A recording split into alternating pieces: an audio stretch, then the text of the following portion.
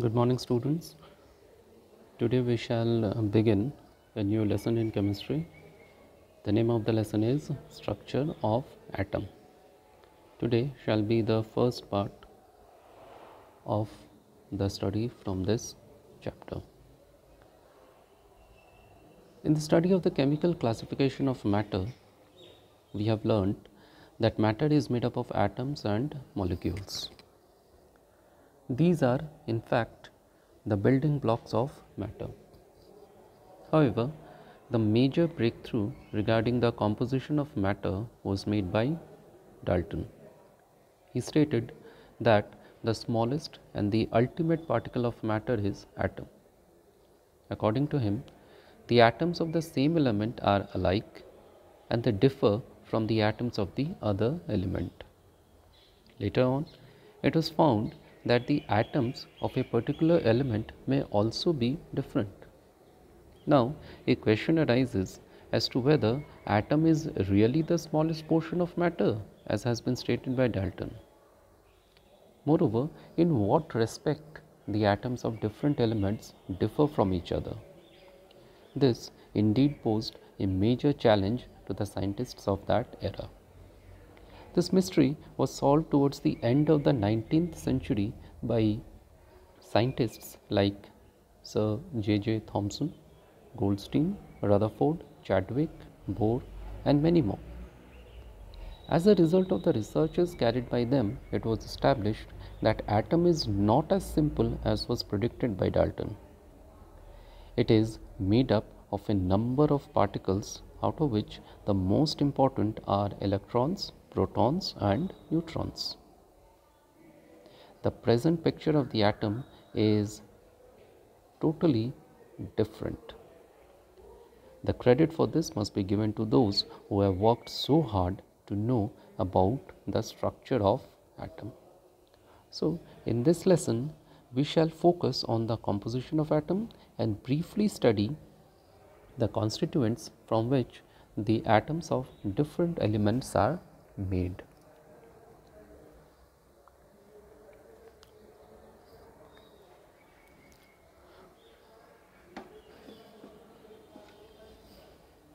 Charged particles in matter. The electrical nature of matter was indicated quite early in the form of frictional electricity. It was produced by rubbing two articles together, such as glass rod or ebonite rod with silk or fur.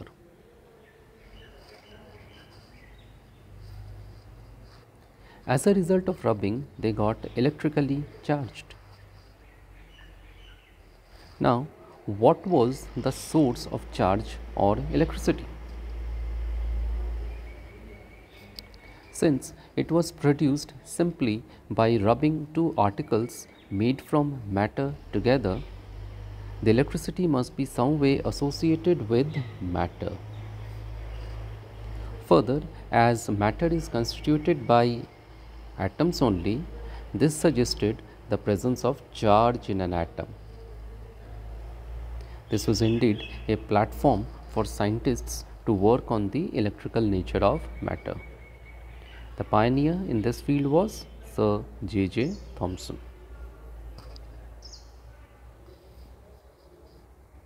Discovery of electrons. The electrons were noticed and identified for the first time by J.J. Thomson in 1897.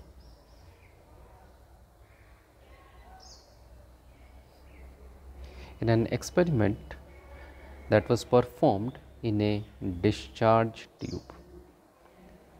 The common form of the tube is made from hard glass.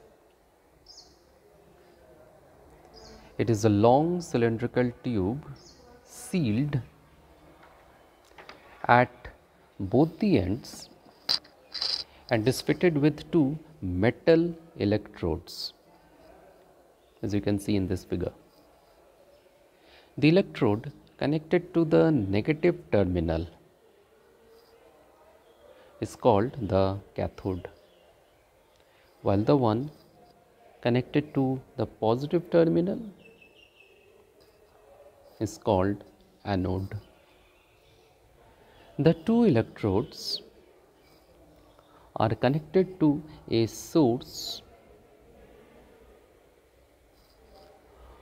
of high voltage. An induction coil is used for this purpose. The tube is connected to a vacuum pump so as to reduce the pressure inside the tube to any extent.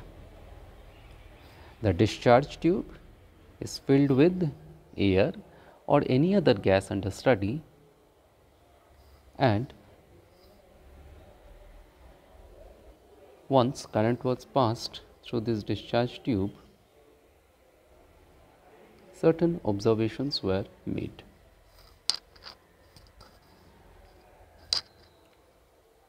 When a current of very high voltage, around 10,000 volts, was passed through the discharge tube under normal pressure of 1 atmosphere, no electricity could flow through air, as it is a very poor conductor of electricity.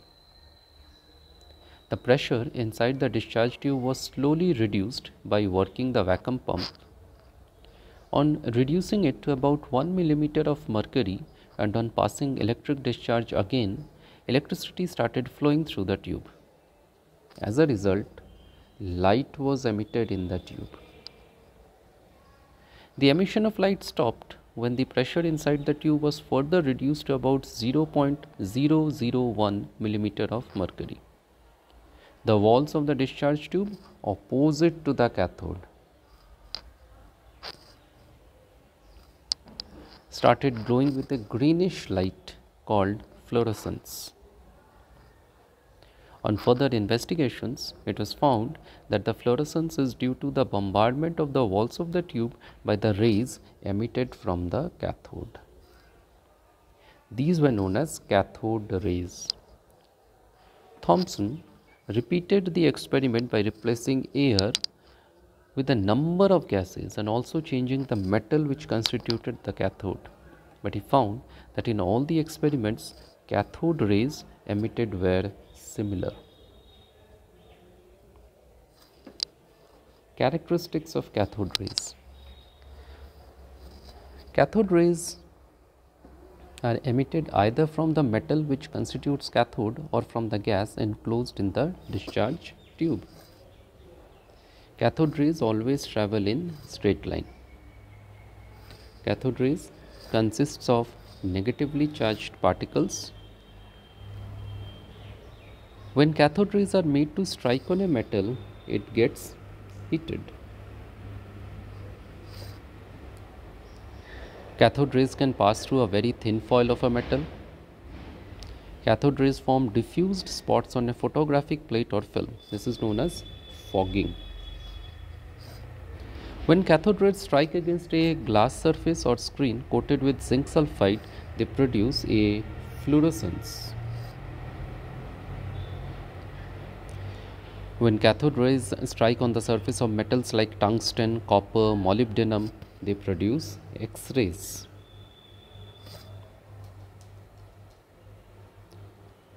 Cathode rays are deflected by electric and magnetic fields. It can ionize air or any other gas.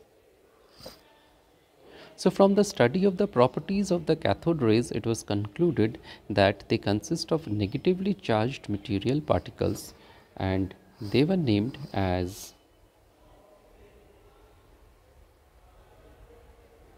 electrons. This name was suggested by G.J. Stoney in 1874, and it means particles or atoms of electricity. This name was accepted by Sir J.J. Thomson later on. The electron is represented by the symbol E or E with a negative sign. Determination of charge and mass of an electron. The charge on the electron was determined by R.A. Millikan with the help of oil drop experiment, about which you will be studying in your senior classes. The value was found to be 1.6 into 10 to the power minus 19 coulombs. This negative charge on the electron was regarded as unit negative charge. The mass of the electron was determined by a suitable method. It was found to be 9.1 into 10 to the power minus 31 kg. This was regarded as negligible and was nearly 1 by 1840 times the mass of hydrogen atom. The charge of the electron was divided by its mass to calculate charge by mass ratio, also called E by M ratio.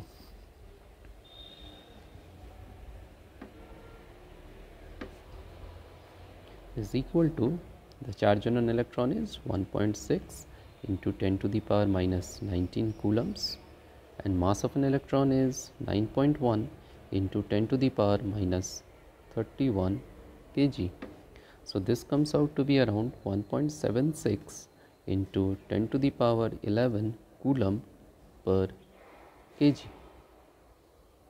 So on the basis of this discussion, an electron was defined as a